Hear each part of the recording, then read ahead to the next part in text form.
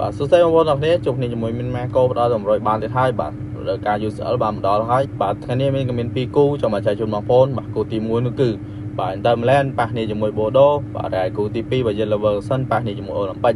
តោះបងប្អូនចូលចូលរួមទូទីលេងជាមួយមាននៅក្រោមវីដេអូនេះទាំងអស់គ្នាដល់ក្រុម2នេះបាទក្រុមណាយកឈ្នះក្រុមណាហើយនឹងស៊ីគ្នាប្រហែលគ្រាប់ធ្វើការទូទីបាទយករង្វាន់$3ផងដែរបងប្អូនចង់ទូទីក៏អញ្ជើញលេងក្រោម profile ចូលក្នុងតែរបស់មីន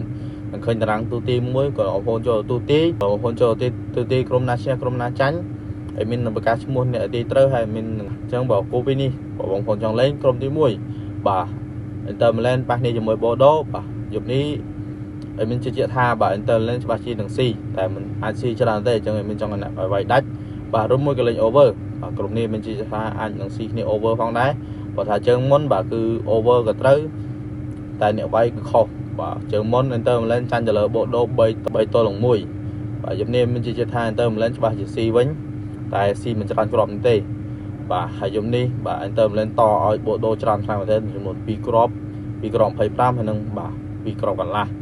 ហើយគូទី2 Bayer Leverkusen ប៉ះគ្នាជាមួយនឹង Olympic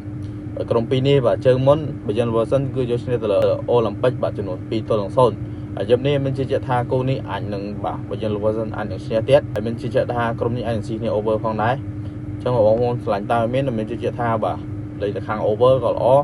ហើយខាង Bayer Leverkusen ក៏ល្អព្រោះ Bayer Leverkusen ក៏គេចង់បាទឡើងទៅបន្តផងដែរបាទចឹងបងស្រឡាញ់តាមមានហើយស្រឡាញ់ការវិនិយោគបាល់មានជឿជាក់ថាតម្រុយបាល់ពីគូនេះគឺជាតម្រុយល្អហើយបងប្អូនចាំបានតម្រុយបាល់ថែមទៀតបងប្អូនក៏ចុច link ក្រោម profile ហើយមានតែលក្ខគូបាល់ថ្មីៗជារៀងរាល់ថ្ងៃហើយសុខភាពរសពបាទអញ្ចឹងមានតែប៉ុណ្្នេះទេបាទកុំភ្លេចចុច like និង share follow មានមួយផងដើម្បីជាខ្លាំងចិត្តដល់មានធ្វើវីដេអូបន្តបាទសូមអរគុណសូមជម្រាបលាជួបគ្នានៅវីដេអូក្រោយ